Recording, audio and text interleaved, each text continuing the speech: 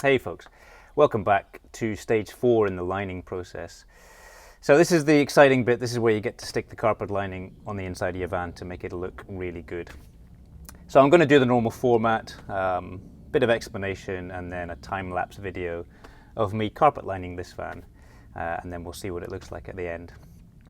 So I've got 10 meters of stretched carpet here. I've already carpet lined my door store for the sliding door. I've carpet lined these 4mm plywood panels, so they're ready to just screw straight on, one there, one each side here, one for the tailgate. So I'm going to start off on this side, and it's a very simple process.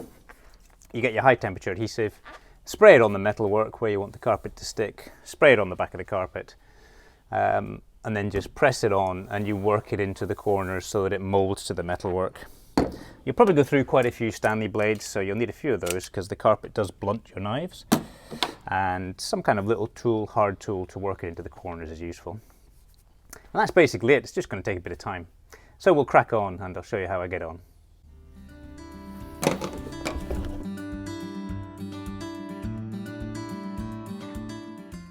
So we're starting off by removing the rubber door seals from the back door and the side door. These just simply pull off.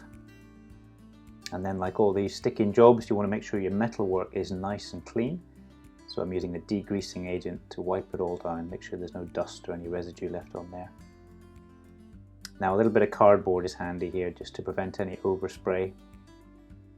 Starting off at the top and spraying the metalwork down to about halfway on this one. And then we get our carpet, and I'm just going to spray this top foot or so. And we're going to start hanging it like that. I've left a bit of extra carpet at high level so that you've got enough when you get to the back door frame that when you try to patch it in, it's going to look okay. Working around the window here, not putting in too much detail at the minute because I want to make sure the whole bit of carpet falls nice and flat. If you start too much detail in one corner without making sure the whole length is stuck at the top, you can end up with a nasty crease in it. Now I'm working around this window detail. You'll see I've cut an X just to release some pressure, but always be careful not to cut too far at this stage, because as you work into corners, that cut gets closer and closer to the corner, and you don't want to leave yourself short of material. So I've worked that in there now. Now going towards the back of the van, and anytime I need a bit more glue, I just go under the carpet, spray it onto the metalwork, and spray it onto the back of the carpet, and just keep working like that. And you've got plenty of time with this glue. It doesn't matter if you spray an area and then leave it and go off and do another bit for 5 minutes. You can still come back and it'll still stick. And if you get a bit wrong, you get a wrinkle, you can pull it back off, spray some more glue on and have another go at it. So I'm focusing on the wheel arch here. I haven't stuck down either side of the wheel arch so that there's still plenty of extra carpet to work with. Start in the middle, top of the wheel arch, work your way around, pushing in the details, working in with your little hard tool and your fingers. If you get any wrinkles, just pull gently down on the carpet, it'll stretch and it'll actually sort out any errors for you on its own. And then as you get into the real tight corner bits, you can put cuts in towards the corner. Again, don't go too close, but it will relieve some of the pressure on the carpet to let you work in those finer details.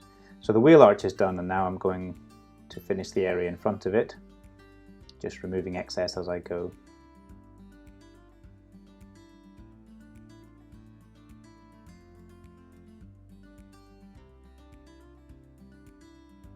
And then just removing the excess from the front door pillar. Now remember, you're going to have your plastic trims to go back on here, so as long as you leave yourself 10 or 20 mil overlap, that'll tuck in behind your trim. And then the same with the roof panels as well, you leave yourself a bit of extra up there. Now working back around the rear door pillar, same process. You'll notice I've cut off the excess, but I've left myself plenty to make sure I haven't left myself short. And then just work that round the corner, stretching as we go. And I'm just using the back of a pair of scissors here to work it into the details. just going to come along the floor. You don't need to go right along the floor this far. I've got a full width threshold plate to go on here, which will cover that, and then just trim right down the edge of the metalwork on the rear door pillar, and then when you put your rubber seal back on again, it'll be a really neat finish. So just finishing off in this corner here. And that is that side pretty much done. Don't forget, I've got carpeted panels to go on here, so now I can remove the excess from behind them. I'm going to put some seat belts in here because this is a combi van, so they're going to go in those middle voids. And then if I take this excess material out of here, it'll let the airflow come through the panel to the slam vent, which is really useful when you want to shut the doors. And then it's basically repeat the process on the other side. So I've speeded this up even more, so we're not here all day watching this, but it's really nice to see the process from beginning to end. So I'll let this run.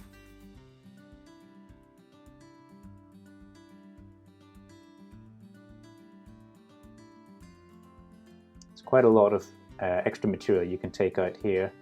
I think the chunk I take out from this sliding door area I used to go across the top of the rear door towards the end of the video. Taking that extra off at the top there, and then working again around the rear area and the wheel arch.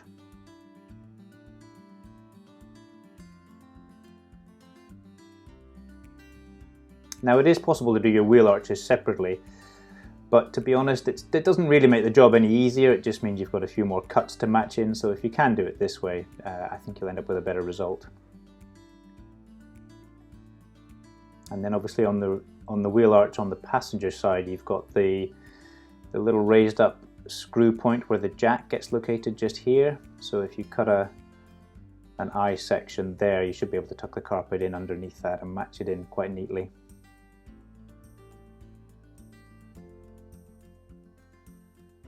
And then just finishing off same on the rear door pillar here.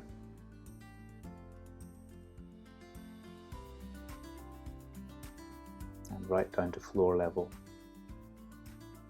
And then get your rubber trims back on again. You may need your trim tool just to tuck in the carpet as you knock it on. Now we've obviously got our section at high level here to finish off, so I've made my two cuts equal distance from the corners on each side. Put a bit of masking tape just over the end of the carpet so that I don't get any spray glue on the actual carpet, but I can spray right up to the cut. Make sure my material is wide enough to get right across. Get some glue on that. Take off my masking tape. Put the carpet on. Now this is obviously far too big, so I'll get it stuck on and then trim away any excess. And then actually matching in the cut is really just it's just a matter of being really careful. Get a really sharp new Stanley blade. Just work slowly. Try and follow the line of the existing cut on the metalwork and match it in as best you can. And if you take your time, you'll get a pretty good job here.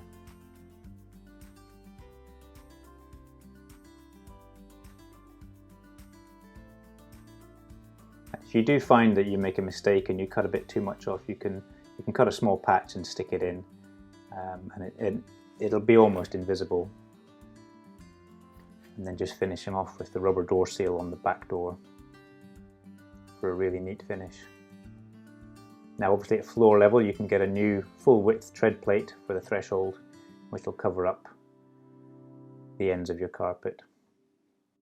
Now I just want to show you quickly carpet lining the panels. This is the door store getting carpet lined. There is a separate video available on the Caravan site showing a little bit more detail on how to do this. It's totally optional. You can put it in the stock plastic or you can carpet line it. And then this is the tailgate 4mm plywood panel. It's again very straightforward. This is just a quick overview of how it's done. And I've done this for all the other plywood panels on the van as well. And then it's simply a matter of screwing them in place. You've got the option here of using plastic clips or hidden clips, or what I've used is just steel screws, and they get lost really well in this light coloured carpet. If you're using a darker carpet, you can get darker screws. And for these rear panels here, just put a line either side of that central rib, put a little masking tape mark either side, and then you'll get your screws in the right place and in a nice neat row. And then finally get the door store popped back on with its panel clips. Okay, that's the lining carpet done. This is a really good stage to get to in your van conversion. It's really rewarding to see it all come together. Time-wise, you probably want to give yourself a couple of days to do this job properly. Now, there are two ways to do this. Obviously, you can either put your wooden panels on first and then carpet line the whole thing, which gives you a slightly smoother look at the end of it, or you can do what I've done here and carpet line the panels and screw them on afterwards.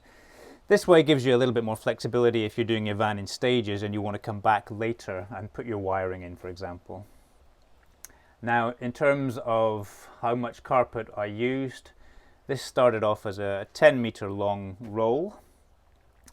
I think I used about 3 meters of length of that roll to carpet line these panels and the door store and the tailgate, and then that left me roughly just a bit over 3 meters for each side, and then I used the chunk from the sliding door to do this section up here. So that's the 10 meters gone. Obviously, if you do the whole thing in a oneer without doing these separately, you will have more carpet left over. You'd probably have enough left over to do the roof panels if you want to do those in the same color.